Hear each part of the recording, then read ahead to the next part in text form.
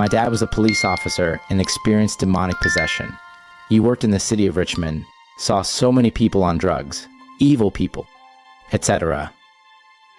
But he is still haunted by the story of a little black girl who was screaming Russian in a man's voice in the middle of the capital of Virginia.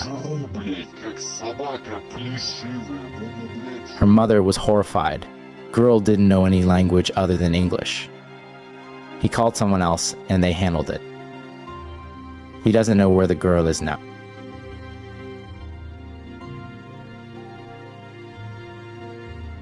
My dad used to be a security guard in a hospital, and he said that one time they had to restrain a girl because she was trying to stab the hospital staff with a needle.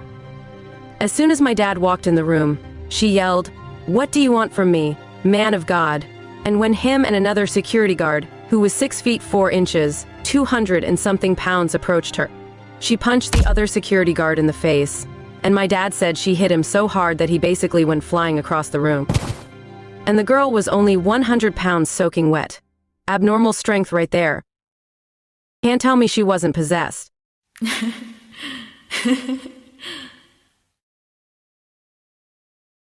In high school, I spent the night at a friend's house, and this other kid was there, 14 years old. This kid, who I hardly knew, started effing with me. I was sitting on the bed, and he kept poking me. So I stood up and looked at him to tell him to stop. But as soon as I looked him directly in the eyes, he sent a telepathic message to my mind, telling me to join. I jumped back and blurted out with the fug, "You're demon possessed." Got out of there as soon as I could. I had my dad come pick me up. A few years later, that same guy ended up beating someone to death. He's in prison right now.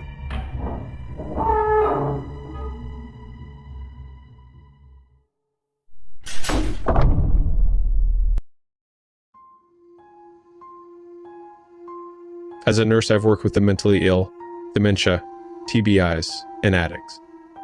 But trust me when I say there is something else. Something beyond our understanding of consciousness. I grew up in the southern United States, and I am familiar with the Bible. And after 10 years active duty, I went to a cathartic university for nursing. That being said, I've never considered myself a religious person. But every now and then I run across a patient that seems to be more than sick, beyond medical understanding. Possession and oppression are real. I've seen it with my own eye.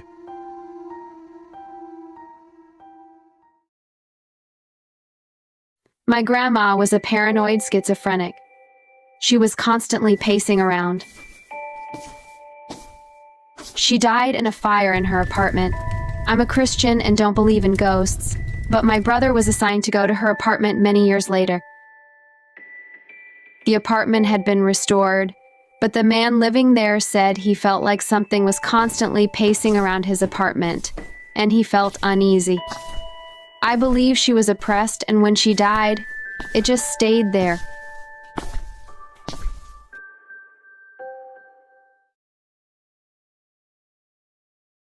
My ex-wife had a very tumultuous relationship years before we were married. I always thought it to be a lack of maturity that made her so unbalanced. She had mentioned in her past that on a few occasions there were spirits or some type of entities that would bother her, and I never really knew what to make of it, till after we had gotten married.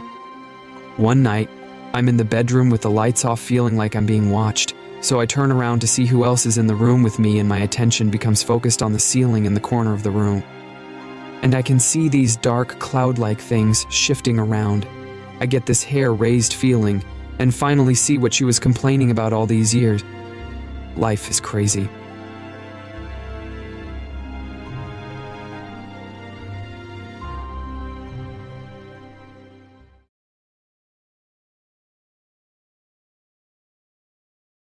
My oldest sister has been diagnosed DID, multiple personalities, and schizophrenic. She's been in a mental ward for over 25 years. I've seen entities jump in and out of her. Her voice changes and the way she looks in a split second.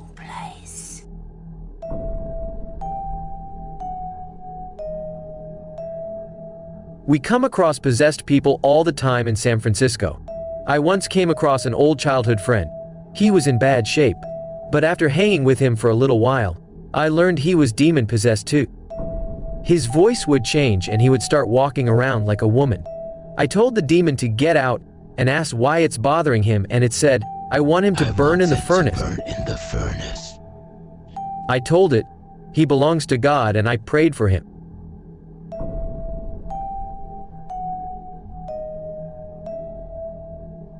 I've witnessed possession and exorcism, and the movies are very accurate when it comes to levitation, strength, and other voices, and multiple voices coming out of the person.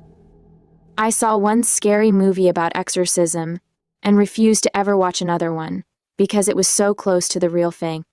This stuff is real, and it's no joking matter.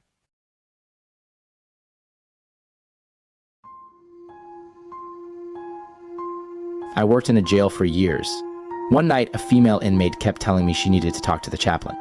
I got a hold of him, and he came up. He started talking to her, and she started acting strange and screaming and stuff. I saw her eye turn to complete black.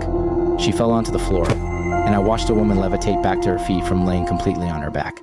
It was like something out of a movie. The chaplain stayed with her for a while, and she eventually went back to her normal self. She shipped out a few days later, so I don't know whatever happened to her.